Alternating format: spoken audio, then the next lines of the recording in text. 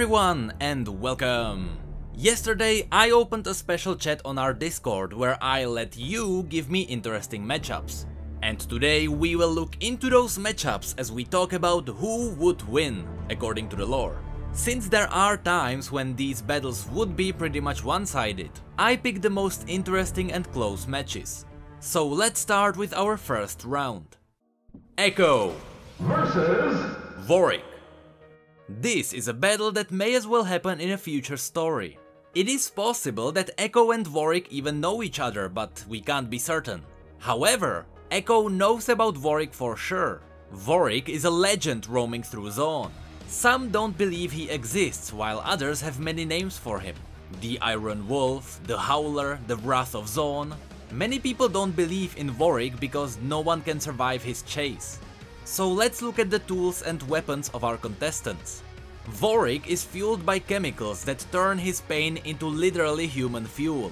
As CZECH described it in the experiment, pain is the catalyst of change. The more pain Vorak feels, the faster and stronger he is. Combine that with his feral hunger for blood and you got an unstoppable beast. And that is just his mortal side. He also has special augments to synergize with his body. He has a giant injecting spike on his back that digs into his body to get pain on demand. So if you think that you need to kill him without enraging him, well, that's just not possible. Even if you decide not to harm him, he can still harm himself. Then there is his other augment that not a lot of people know about. Vorak's claws are hydraulic. This means they can massively extend his reach.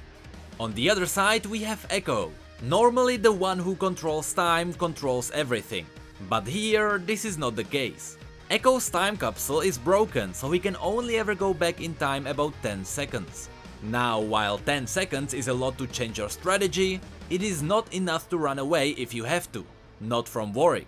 The problem with Echo is that outside his time rewinding, he is just a normal human being. His sword is an augmented arm from Clock Tower, and his other tool is a grenade that explodes into shrapnels before rewinding back to his hand. Shrapnels that would only cut Vorak's healing flesh and enrage him. And in this matchup, those toys can't save him. In Echo's cinematic we learned that when he rewinds time, he doesn't get his energy back. After a couple of rewinds he will get dead tired. And especially against someone as fast as Vorak. Rewinding 10 seconds won't help at all. In this matchup, rewinding time would only prolong his death, so this round goes to Vorak. Round 2.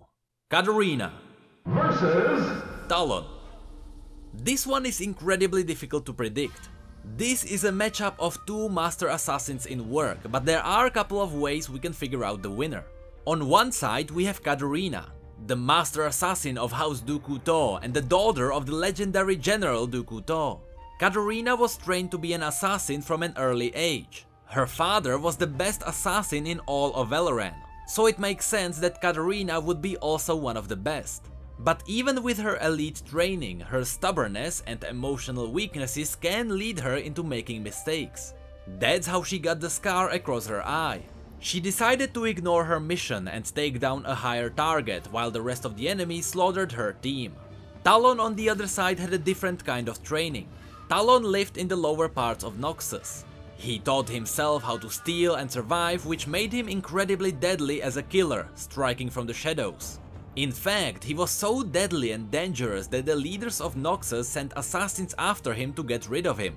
Talon just left their bodies behind as a message. Only one person ever was able to defeat Talon, Katarina's father, General Dooku To. Ever since that, Talon vowed to serve the only one who defeated him. The thing is that Katarina's father was the only one who defeated Talon, not Katarina. And for that alone, I'd say Talon gets this round. Round 3. Garen and Jarvan versus Darius and Swain. This is a very interesting matchup. A battle that may one day happen as well. On one side we have the Demacian military duo. Garen, the Might of Demacia, and his best friend and the future king Jarvan IV. Most people see Garen as a brute force warrior, but he is actually really smart. His tactics come from years of experience on the battlefield. He fought against Noxians, Freljordians and even swarms of what seems to be void creatures. Together with Jarvan, they make an incredible team. They fought side by side ever since they were kids, and their bond grew ever larger with every battle. This is an advantage the other side of this matchup doesn't have. While Swain is also great at tactics, hence his name the Master Tactician, his people follow him out of fear and not out of belief. He forces people into doing what he wants instead of letting them think for themselves. This could be a flaw that could lead to their downfall. In reality, there is one more reason why the Noxians would be doomed here. While Darius is a powerful warrior just like Garen, Swain is not a fighter. We know he is toying with Vastayan magic, that's why he can transform into a raven. But that's the problem.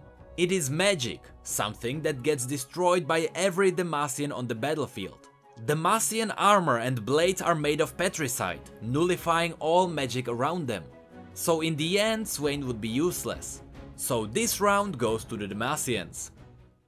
Round 4. Ornn versus Gallio. Now this would be quite a battle. They are both roughly the same size, they are both really powerful and they both have similar strength. At first I thought that Gallio would have the advantage here because he is nullifying magic. But Ornn is not using magic at all. He even said that magic would ruin his creations and would make them weaker. So in a hand-to-hand combat, who would win? Ornn can level mountains, so he would be able to crack stone. But maybe not Gallio. Gallio is made of petricite, something between metal and stone, so he wouldn't be easily broken. If they just rammed into each other, this battle would take ages. But Ornn has an ace up his sleeve. Not only can he breathe fire, but he can also use the heat that warms the core of Runeterra itself. Heat that could easily melt any metal or stone on this world. So while Ornn might not be able to break Gallio, he could easily melt him. Not with magic, but with the primal fire that forged this world. So Ornn would be the winner. Final round. Illaoi versus Brom. Now this would be an interesting battle if it ever came to it. It is true that Illaoi is a little bit attracted to Brom and Brom doesn't want to harm anyone, so they probably wouldn't fight. But if they had to, this is how it would go. Illaoi herself is a strong woman, but she doesn't have special powers. All the tentacles and magic surrounding her come from the Eye of God, the golden artifact she is carrying. These tentacles serve as a test of strength, and those who pass this test won't be harmed by them. Fortunately for Brom, it was confirmed that he would be one of the champions that would pass this test. So Illaoi would have to face Brom herself. Not only is Brom equally strong, but he is carrying a massive shield created by Ornn and enchanted with the power of true ice. This would give him significant advantage and it would lead to his victory. And that's it for these battles. We could do more in the future if you enjoyed these, so if you did, let me know somehow.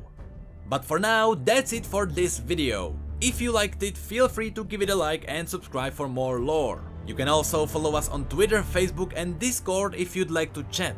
Thank you everyone for suggesting these battles and sorry I couldn't pick everyone. And with that, thank you all so much for being here and for your support. You know I really appreciate it. And as always, thank you come again.